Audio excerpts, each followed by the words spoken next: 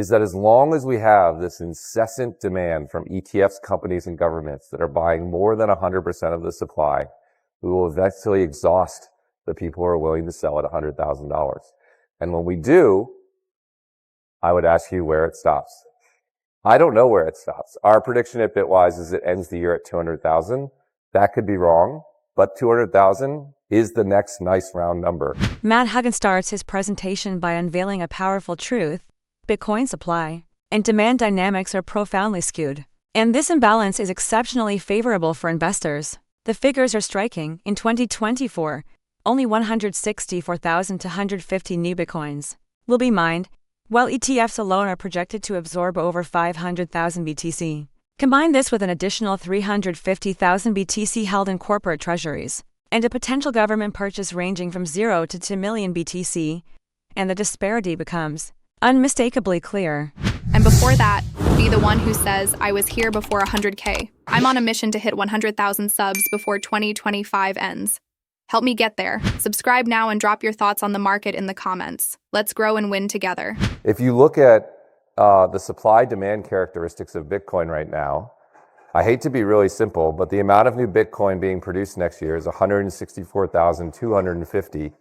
And we think ETFs will buy 500,000, corporations will buy 350,000, and governments will buy somewhere between 0 and 2 million Bitcoin.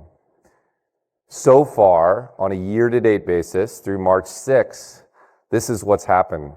There's been 57,000 new Bitcoin produced. ETFs have bought all of it, and then corporations have bought another 3x. And I think governments have bought about 40,000 Bitcoin as well. So what does that mean for price?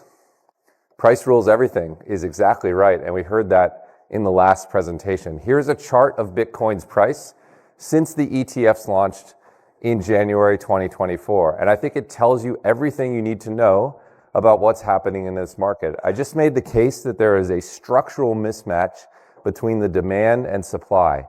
New sources of demand are buying more than 100% of the supply. And what that means is existing people who already own Bitcoin have to sell it. And they're only willing to sell it at certain prices. So what have we seen? As soon as the ETF launched, the price ran up from 45K to 72K. And then it traded sideways for about 6 months. Why did it stop at 72K? Because 72K was the previous all-time high. And people are people, and there were people who were willing to sell at the previous all-time high. So remember, people have to sell because there is incessant demand from ETFs, corporations, and governments. So it hovered around 72K while people were willing to sell at that all-time high. And then it broke. And look what happened when it broke above 72K. It ran straight to 100. Why did it run to 100 and then stop there? Why is it $103,000 today? Because people are people, and $100,000 is a nice round number. And there are people who are willing to sell at $100,000. When we look underneath the surface and we look at the source of that selling, there are two sources. One is retail investors who have been willing to sell at $100,000 because it's a nice round number. And the second is a few estates, Mt. Gox and FTX, which released about 100,000 Bitcoin, and that now no longer exists.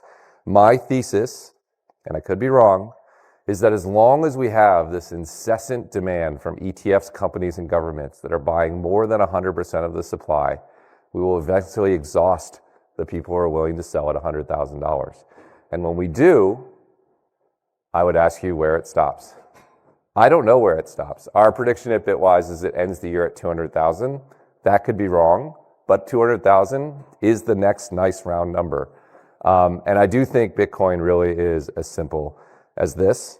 We'll move into Q&A, but I'll end with the story because the setup was I told you how Bitcoin has been de-risked, but I really felt that supply-demand story was worth noting. ETFs aren't the only thing buying a lot of Bitcoin.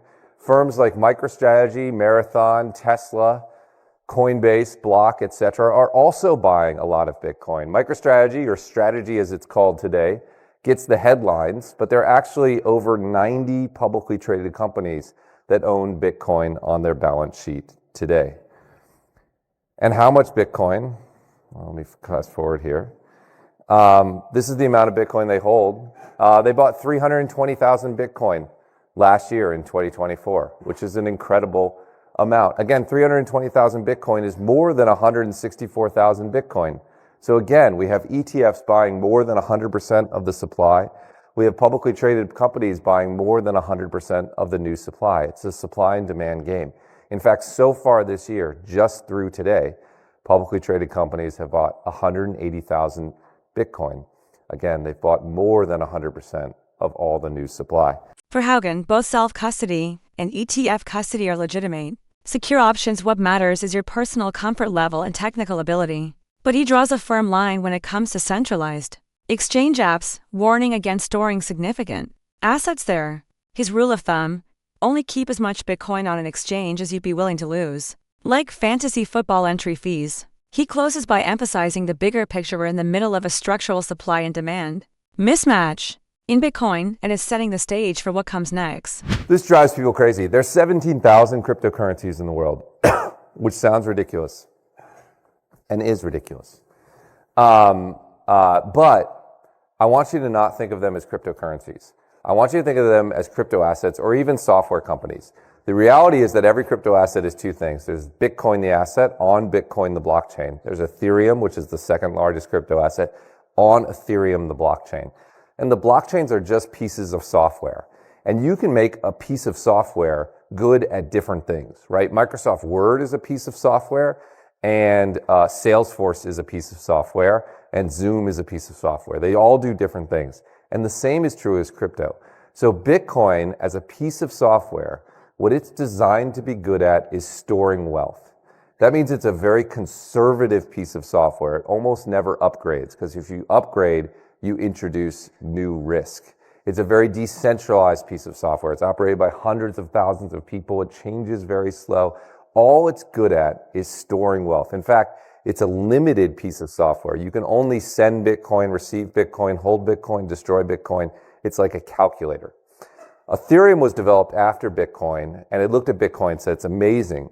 You can store wealth without a bank. You can move money at the speed of light.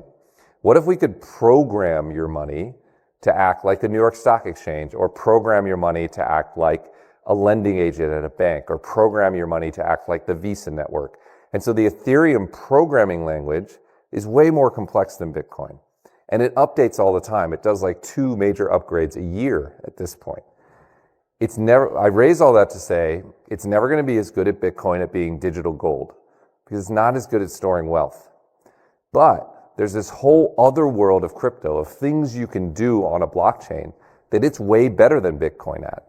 So what we're seeing is firms like BlackRock are issuing money market funds, not on Bitcoin because they can't, but on Ethereum. What we're seeing is stocks and dollar payments.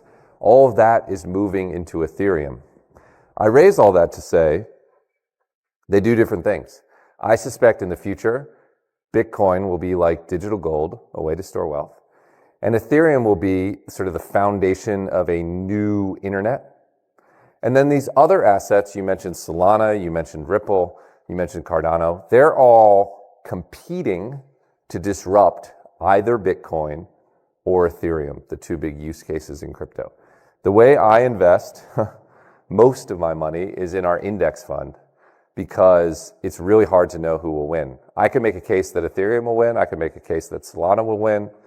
I don't know. So I just own the space. I came of age investing in the internet bubble, and the lesson there was just own the market. But that's a long-winded way of saying I think there'll be multiple winners in multiple use cases, and you'll have to ask someone smarter than me which one you should buy. You can own it in your own hardware wallet, or true cold storage. You can self-sovereignly own Bitcoin on a ledger or whatever. You can own it on an exchange like Coinbase, or you can own it through an ETF. And my view is that the ETF or the self-custody are the 2 good choices, and the exchange is the bad choice. And the reason I say that is, even though our custodian is Coinbase, it's actually Coinbase Custody, which is a separate legal entity from Coinbase, the app. And the way the Bitcoin is stored in the 2 is completely different. When you have an app like Coinbase, much of your Bitcoin is held in a hot wallet connected to the internet, exposed to risk, and subject to the risk of Coinbase, the entity.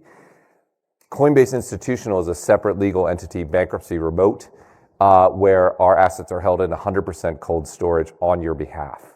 And so even if something happens to Coinbase, the company you think of in the app on your phone, nothing will happen to Coinbase Institutional because it's a completely different company and it's always held in 100% cold storage.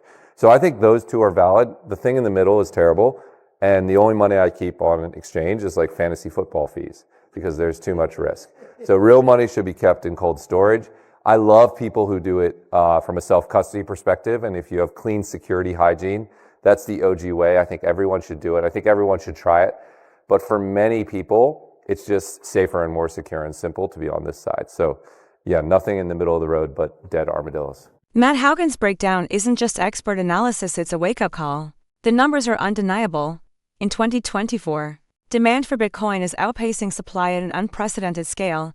ETFs, corporations, and possibly even governments are snapping up every available coin and more. This surge has already pushed Bitcoin to new highs, and the path to $200,000 may only be beginning. At the same time, Hougan offers vital perspective on how the broader crypto ecosystem fits into the picture. In his view, Bitcoin is digital gold, the foundation on which everything else is being built. Keep watching Bitcoin. End's next chapter is right here.